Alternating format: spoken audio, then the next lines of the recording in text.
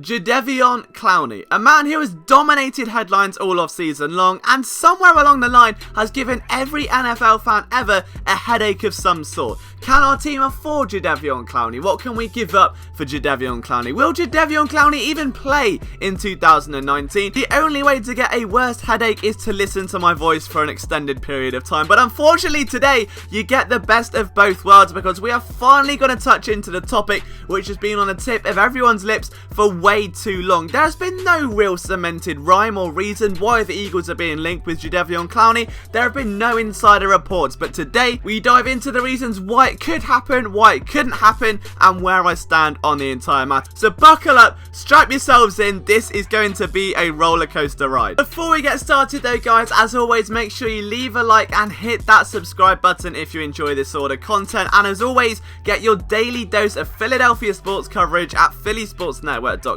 from myself and all of our writers. And lastly, the Eagles take on the Jets in tomorrow's preseason finale, and we hope to see you in our live stream that kicks off at 6:30 Eastern right here at our YouTube channel. There'll be giveaways, live commentary, analysis, and over 15,000 Eagles fans have tuned in so far. Don't miss out this time round, we're going to go out with a bang. Alright, let's just dive straight into it and work out why the Eagles would be interested in Jadeveon Clowney. And a more simple question is, why wouldn't any NFL team be interested in a 3-time Pro Bowler that has 29 sacks to his name, has 9 in each of his last 2 seasons, and is simply an athletic freak of nature? At 6'5", 255 pounds, you'll struggle to find a more disruptive pass rusher than Jadeveon Clowney. If you partner this with the fact that the Eagles lost a lot of firepower at defensive end this offseason in the way of Chris Long, who played in 58% of defensive snaps last year, and Michael Bennett, who has the 3rd most QB pressures of any edge rusher since 2014. He had 37 last season to go with 20 quarterback hits according to Pro Football Focus. Replacing that kind of production wasn't going to happen overnight, and while Vinny Curry theoretically replenished at least one of those players, there still remained a lot of question marks over the depth, guys. Drafting Sharif Miller went a long way in answering that, but as of right now, the Penn State rookie does have a somewhat marginalised skill set that is going to take time to grow. You then get Josh Sweat, who in a similar way, but somewhat watered down version to Jadeveon Clowney, is also an athletic freak of nature, but hasn't yet been able to put it all together. He had injury problems last year, and despite having a silver platter opportunity, was rarely used as a defensive end. Most of his snaps last year came in that blowout loss to the New Orleans Saints. During training camp, there's been plenty of hype surrounding the FSU product. In preseason, he matched up very well against Taylor Lewan, but Sweat still had 68 snaps last year. He has bulked up a little bit of weight. Are we going to see him really take on that extra responsibility? We don't know yet. And with Joe Osman injured, a guy that was really going to step up and make his mark, it has left some question marks. Now there's one more name we haven't mentioned here, and that is Deshaun Hall, a former 3rd round pick of the Carolina Panthers, who's become somewhat of a Pro Football Focus darling this preseason, absolutely obliterating anyone in his path. Now that's all well and good, but it was mostly against 2nd and 3rd string guys, and as a 4th defensive end, we don't know what his role is going to be, but it's likely that he's going to slot in and somewhat negate that desperate need for a veteran presence, someone like Connor Barwin, who was previously associated with the team. So it will be safe to assume then that the Eagles pass rush may take a slight step back. We also don't know what the health status is of Fletcher Cox, but that's for a different argument entirely. So it's easy to make the case for an extra edge rusher, but in that same vein, it's like saying, if I want to go on holiday, I could go to Barbados, I could go to Spain. Do I really need to go to Dubai and stay in a 5-star place for a week and drain myself of bank balance? And that's what this really comes down to. Before we get into a potential trade or potential assets or anything like that, let's just look at the bigger picture here, okay? Jadeveon Clowney wants a long-term deal. Houston aren't giving him that, and that's how we've ended up here. But we've now passed a window where Clowney has to play under his tag, which is going to be around $15.9 million, which is a lot. For context, the Eagles are spending $3.5 million on Barnett, another $3.5 on Brandon Graham, and $2.1 on Vinny Curry. You can see what we're getting at here. That's suddenly a massive spike in positional based revenue, and while the Eagles can afford it this year, The idea is that Jadeveon Clowney wants a long-term deal, and the Eagles, as much as we rate Howie Roseman and he is this salary cap wizard, there will be a lot of moving pieces to even facilitate the idea of a Jadeveon Clowney contract extension. Now, this isn't to say it won't happen, but at the end of the day, we've got to view this from a logistical perspective. The Eagles already gave Carson Wentz a big payday, and the next two guys who've already been reportedly sniffing for a new deal, or it's at least crossed their mind, are Lane Johnson and Zach Ertz, two of the best in the league at their position. They absolutely want new paydays. We haven't even mentioned Liam Jenkins yet, but the way this roster is built, I've touched on it before, is very much like a credit card. What Roseman does is max a credit card out, but in a sneaky way, where just as the interest starts to creep up on him, he'll move the balance to a new credit card that's 0%, chop some of it away, and then build it back up again. It's a nice way of building a team. It's something very few GMs have the confidence to do, but there are some key players to keep an eye on here. You've got Fletcher Cox already at $12.9 million base salary next year, Alshon Jeffrey at $12.7 million, Brandon Graham spikes to 10, that's the difference, that's the contract extension he signed this year.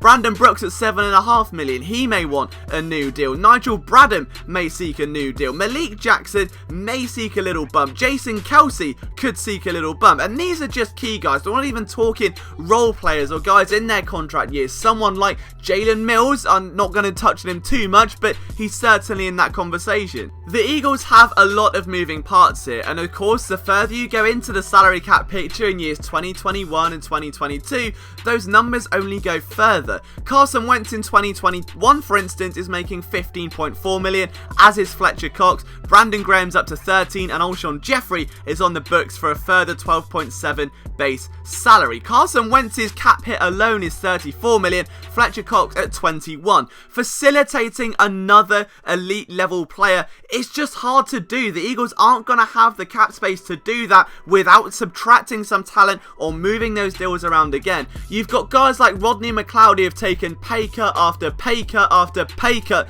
to remain on this team. You just can't add in someone that seeks that kind of money on a yearly basis. And we're in a lucky situation where we can look elsewhere at previous deals. Guys like DeMarcus Lawrence, Frank Clark, even Khalil Mack, all of them set to make over $20 million in 2020. In 2021, that jumps up a little bit, and 2022, you're looking at a 4 times increase roughly on each player. But what's interesting though is if you look at players who have been franchise tagged in previous years and where they set in the future, it's not a great picture. Of the 6 franchise tag players in 2019, 5 of them signed long-term deals by the deadline. Last year, 5 players were tagged, only 1 of them signed a long-term deal that year, 1 was traded, 2 left their teams, and DeMarcus Lawrence played under a tag before signing a deal the next year. In the year before that, 5 players were tagged, 2 long-term deals by the deadline, and 3 aren't even with their respected teams anymore. In 2016, 9 players to tagged, and of all of them, it was only Eric Berry who played a year under the tag and then signed a deal with the team that tagged him. The other 8 have all gone elsewhere the following year. So it doesn't exactly look like Jadeveon Clowney would be here to say, I know this is a bit of a different situation, but it's not exactly a great picture if you want to put all your chips on one player. And then come just the absurd, and I mean utterly absurd, trade links that we've seen. So far in the last 24 hours, I have seen that Andre Dillard is apparently in some sort of trade hypothesis. Like the Eagles are going to trade Andre Dillard for a 1-year rental of Jadeveon Clowney and a 1st round pick, knowing fully well they jumped the Texans to begin with to get Dillard, who were then left with Titus Howard, and that hasn't exactly panned out well for them so far.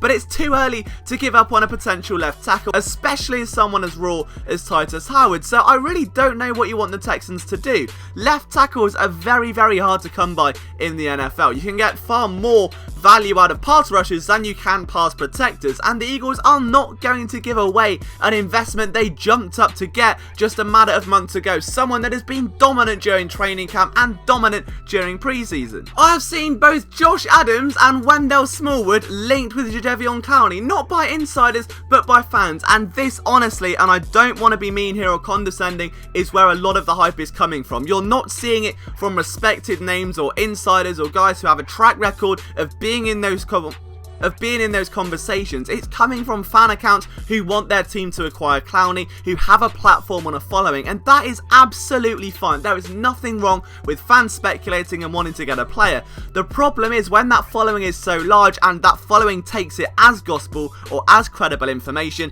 that's when the problems start, and this has been drummed up out of absolutely nowhere. Josh Adams, it's not, because he's going to be cut next week if we're brutally honest. If we're looking at Wendell Smallwood, is another candidate to be cut. The Texans aren't silly. Replacing Lamar Miller with Wendell Smallwood is... I'm not even going to address it. I'm not even going to address it. There is two players I think would fit a potential trade scenario. One of them would be Nelson Agholor. It will be a straight switch. Both players on a 1-year deal. Don't even worry about what happens next. Just give them Agholor. Take back there. You've got J.J. Arcega-Whiteside as a big slot receiver. If that happens, I understand it. It makes sense. Anyone linking Alshon Jeffrey, given the fact they've already got themselves Will Fuller as a speedy second option, they've got D-Hop at number 1, you're not going to get Alshon Jeffrey in the slot. It doesn't make sense, and you're going to then eradicate the skill set of Will Fuller, so that's not happening. I feel like if you're going to do it, it would be Nelson Agholor, but the team have besotted with him. He's had a great campaign in Philadelphia. He's going nowhere. They've kept him for a reason, and then next year, I feel like Arcega-Whiteside is going to blossom into that eventual slot role. And the final point as to why this probably won't happen is that as much as Clowney may want to play for Philadelphia, whether he'll get on the field or not is a different issue, and I'm not saying he won't. The fact is, though, that the Eagles' defensive end, the lead defensive end, who's been Brandon Graham for 3 consecutive years, averages around 70% of defensive snaps. That's not worth the assets you're going to give up for a 1-year rental of Clowney, and if he does take them, who's he taking those snaps away from? If he takes them away from, let's say, Derek Barnett, is that not a massive knock of unconfidence on the shoulders of the Tennessee product? Your former first-round pick, who's meant to be blowing up this year, who's meant to come alive in his 3rd year in the NFL, you're just going to eradicate that for Jadeveon Clowney, stagnate his growth. It just doesn't make sense. Or you take it away from Brandon Graham, who you've just given a massive payday to. I could be wrong. Roseman could surprise us all. And if you listen to the Outside Insider podcast, you'll know I've got a track record of saying something will happen and then about 2 minutes later, the opposite happening. So if that happens, let me know in the comments, because that's just going to be a laugh. But I need you to let me know down in the comments, guys, what do you think about the idea of trading for Jadeveon Clowney? Would you be all in? Would you rather the Eagles stay clear? Let me know down below. From myself, Liam Jenkins, I hope you've enjoyed today's video. I'll see you next time.